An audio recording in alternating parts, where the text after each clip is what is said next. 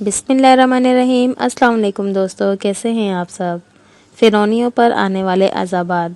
जादूगरों के ईमान लाने के बाद भी फ़िरौनी अपनी सरकशी पर जमे रहे तो इन पर अल्लाह पाक की निशानियां पे दर पे वारिद होने लगी, क्योंकि हज़रत मूसा अलैहिस्सलाम ने इनको सज़ा दिलाने और बाद में आने वालों की इबरत के लिए अल्लाह पाक से दुआ की थी।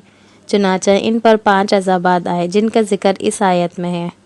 तो हमने इन पर तूफ़ान और टिड्डी और पिस्सू या जुएं और मेंढक और खून की जुदा जुदा निशानियां भेजी तो उन्होंने तकब्बुर किया और वो मुजरिम कौम थी।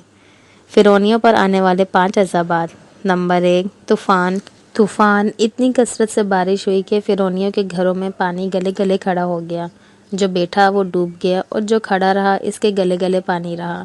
बनी इसराइल इससे महफूज रहे। हफ्ते के दिन से अगले हफ्ते तक 7 दिन ये अजाब रहा। तब फ़िरौन ने मूसा अलैहिस्सलाम की खिदमत में हाजिर होकर ईमान लाने का वादा किया। टिड्डियों का अजाब। तूफ़ान ख़त्म होने के बाद भी फ़िरौनी अपने ईमान ना लाए तो सिर्फ 1 महीने बाद कप्तियों फ़िरौनियों पर टिड्डियों का अजाब आया, जो कि 7 दिन तक रहा। टिड्डियाँ इनके खेत, घरों की छतें, सामान और कीलें तक खा गईं। फिर इन लोगों ने मूसा अलैहिस्सलाम से ईमान लाने का वादा किया। आपकी दुआ से अजाब दूर हो गया। कुमल, घुन, जू, पिस्सू या कीड़ा। 1 महीना आराम से गुजरा, फिर भी ईमान ना लाए तो इन पर घुन या जू का अजाब आया। ये कीड़े फ़िरौनियों के जिस्म तक चाट गए। 10 बोरी चक्की पर जाती तो मुश्किल से 3 किलो वापस आता। फिर मूसा अलैहिस्सलाम के पास शर्मिंदगी से आए। ये अजाब भी 1 हफ्ते तक रहा। मेंढक वादे से मुनकर हो गए तो इन पर मेंढक का अजाब आया कि जहाँ भी बैठते वहाँ मेंढक ही मेंढक हो जाते हैं। खानों में, पानी में, चूल्हों में, चक्की में मेंढक ही मेंढक थे। यह अजाब भी 1 हफ्ते रहा। फिर हज़रत मूसा अलैहिस्सलाम के पास रोते हुए आए, ईमान का वादा किया तो अजाब ख़त्म हुआ। खून। मक्कारों ने फिर से वादा खिलाफी की, तब खून का अजाब आया। इस तरह के कुएं, चश्मे, सालन, रोटी सब में ताज़ा खून हो गया।